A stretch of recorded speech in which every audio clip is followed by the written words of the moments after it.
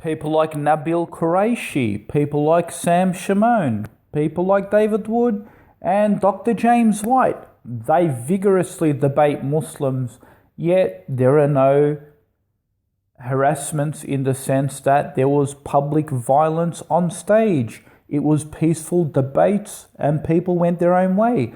So Muslims are joining discourse and debating Christians and atheists on stage. So where is the violence? This claim that there is violence is it's pretty much a mythology, and there isn't, like I said, a single case in an actual public academic debate where violence has actually occurred, where the debates were stopped. So stop inventing lies.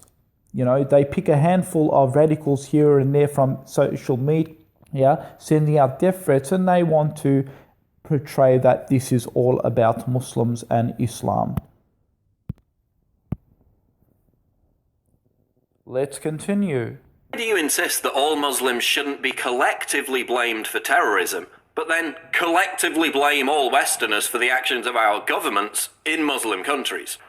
I have never heard of a single Muslim that I know who blames all Western people because of the actions of their governments. Muslims actually always differentiate between governments and the people or the civilians, at least most everyday Muslims that I know. You see, the recent mosque shooting in Quebec, Canada, of which 6 Muslims died and 19 were injured due to a white Christian radical terrorist, for example, did you see or hear of a single Muslim blame all Westerners for this or all Trump supporters for this? Absolutely not. Yet if the shoe were on the other foot though, Why do you insist that Islam is a religion of peace and then threaten to kill me when I say it isn't? Actually, most Muslims don't insist that Islam is a religion of peace. This is a statement that Islamophobic non-Muslims have made to make a mockery of Islam in order to claim it to be contradictory. Islam is a religion like any other religion, and it's a missionary religion as well.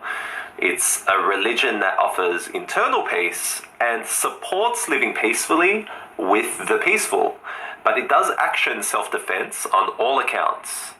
Now, in saying that, a few crazies on the internet throwing death threats your way isn't instinctive of 1.7 billion people. If Islam is a religion of peace, why does the Quran contain 109 passages that call for Muslims to wage war against non-believers? Yes, the Quran does contain around 100 verses that deal with wars and violence. Yet what is so ironic is the fact that you tell people not to bring up the Crusades because it was a so-called defensive war. And then you fail to see that literally 99% of those verses in the Quran that you mentioned are strictly also used within a defensive context as well. The beauty of selective reading at its finest. Also, all of those translations you use at its finest. Also, all of those translations you used from some ignorant hate site are using a completely fake translation of the Quran, as in they are severely butchered from the original Arabic.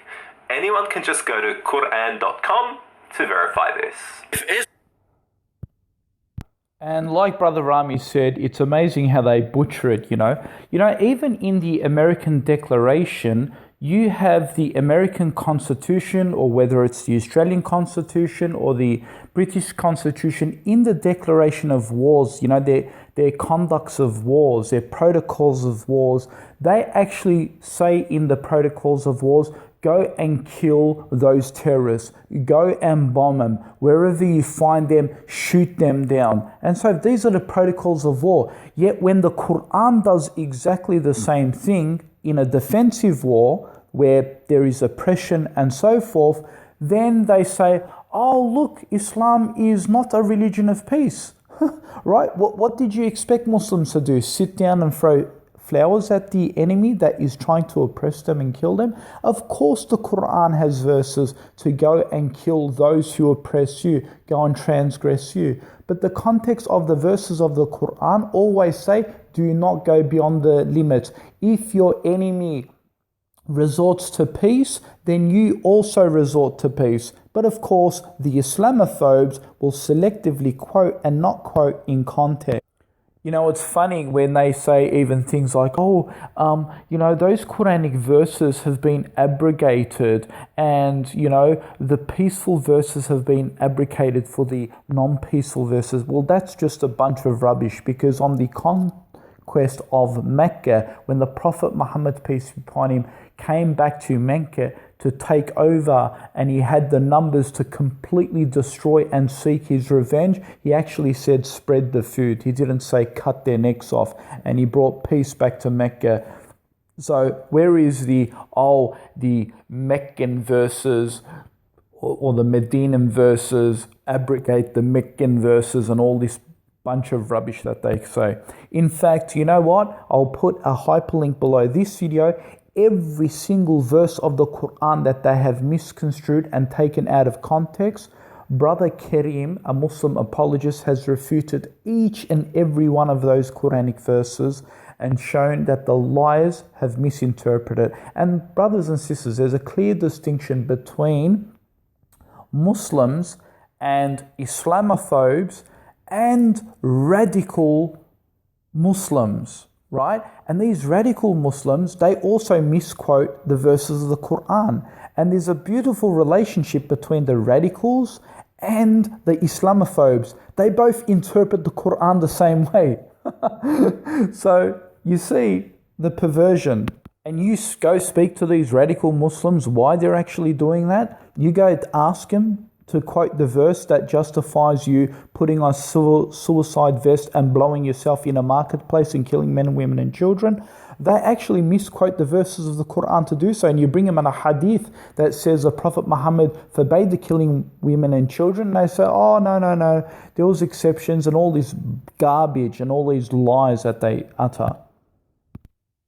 Islam is a religion of peace. Why do police keep finding huge caches of military-grade weapons in mosques across Europe? I'm actually in support of closing down any institute that openly promotes any form of hatred, violence, or extremism. Yet your article is being twisted. This one example, only linking to France, claims 100 mosques may be closed, but the main reasons have nothing to do with the so-called weapons, but because they are either run illegally or preach hate. Now, your own link shows that 100 out of France's 2,600 total mosques may potentially be closed, which is, again, a minority, much like the link to pedophilia and the Catholic Church is a minority, right?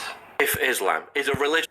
And also, let me add, how come these Islamophobes, these Christians, Paul, I assume he's a Christian, how come he doesn't call for the banning and the closures of those Roman Catholic churches that sexually have abused thousands of children? Just a report came out in Australia where nearly 4,000 children have been abused since the early 1930s or 50s, all the way up to 2010. How come none of these Islamophobes and Westerners call for the total ban of these Catholic churches, close them down, and that's basically it? Why don't they do the same consistency if they threaten the lives of children and the safety of the communities? Because they are known to harbour pedophilia and raping and abusing children. So why the double standards? Actually, there was a study that was published in Australia by the FBI agents that this claim that, for example, the mosques are used for terrorist recruiting centers has been completely debunked, and there is no link between that. So this is just another fab lie to close down the mosques in Europe, in Australia, in America, and so forth. This is their attempts. Of peace. Why do significant numbers of Muslims living in the West support suicide bombings? Suicide is a sin in Islam, an extreme sin for that matter. In fact, your poll yet again shows how you twist information and logic around. The question in the poll wasn't whether or not people support suicide bombings, yet if suicide bombing was ever justified. Your own poll actually states that extremism, including suicide bombing, in most Muslim countries is widely rejected, and that once again you are pondering to the minorities in order to make another "you Muslims" claim. The funniest fact from that exact same poll source that you use shows that in America at least, Mormons, Christians, Jews, and atheists/agnostics scored higher in percentages in justifying the killing of civilians than the Muslims did. Interesting. And that's interesting too in Australia, for example, that if you see a mosque that has been burnt down, you will see so many people in the comments section, and I've seen this for myself, where they actually justify it and say, oh, look, the Muslims have called it upon themselves. Some people even went to the extent of saying, we should burn these Muslims inside. Islam is a religion. Interesting.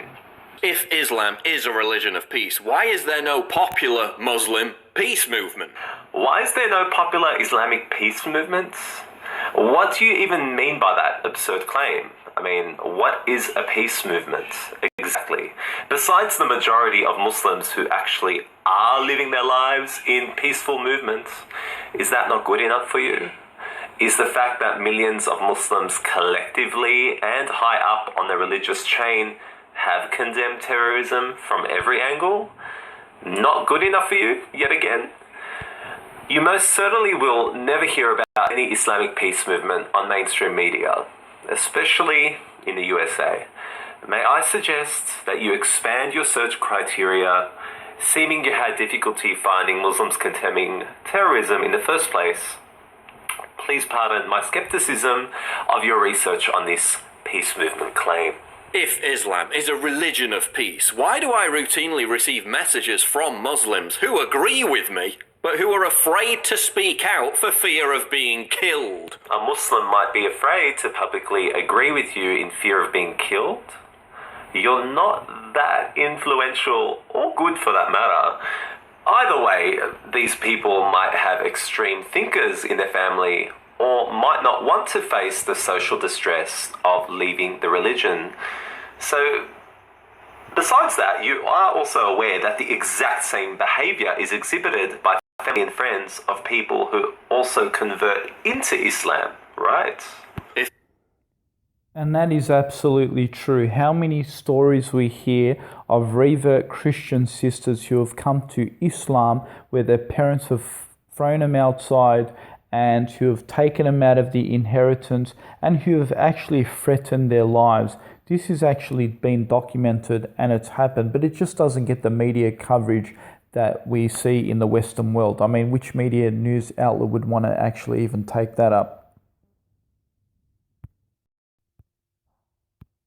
But you see, the Islamophobes want to focus on the negatives. You know, they want to pick and choose what they want to focus on. But if they're consistent and if they're progressive and open-minded and not biased, then they should let history dictate it and see that even throughout history that there has been lots of peace between Muslims and Christians, for example. I can post hyperlinks below this video and you can see it for yourself, where you'll see evidence after evidence how Muslims actually treat non-Muslims. Syrian Muslim gives money to non-Muslim lady. It's very, very emotional. I'll put the hyperlink below this video. Muslims who save Jews from the Holocaust, and I'll put a hyperlink below this video. Dubai government sends 500 grand to Haiti hurricane victims. Of course, things like this don't make it to the news, right? To the media and constantly televised and so forth. Muslims saved England. It's a forgotten history. That's actually published amazingly in the New York Times. Muslim gives 10% of his shares to his employees. Muslim Salvation Armies. A Muslim couple who feeds 4,000 refugees. Muslims give Christians their hijab to wear to protect them from Al-Shabab terror attacks. And guess what? That's actually posted on the Christian Post website. Let's actually go and have a look at it. Here you go, you can see it there on the screen. Muslims protect Christians during Al-Shabab bus attack in Kenya. And this is reported on the Christian Post website. So there you have it. You have Muslims who are protecting against Al-Shabab terrorist militants. So what do you say about that? Here you go, another news. This is again posted on the Christian Post website. Indonesia deploys 1,500 police to protect churches against Christmas ISIS attack. So you have an Indonesian government, a Muslim government, that is protecting Christian churches. But hey, of course, you will not comment on that, Mr. Paul, would you? No, of course not.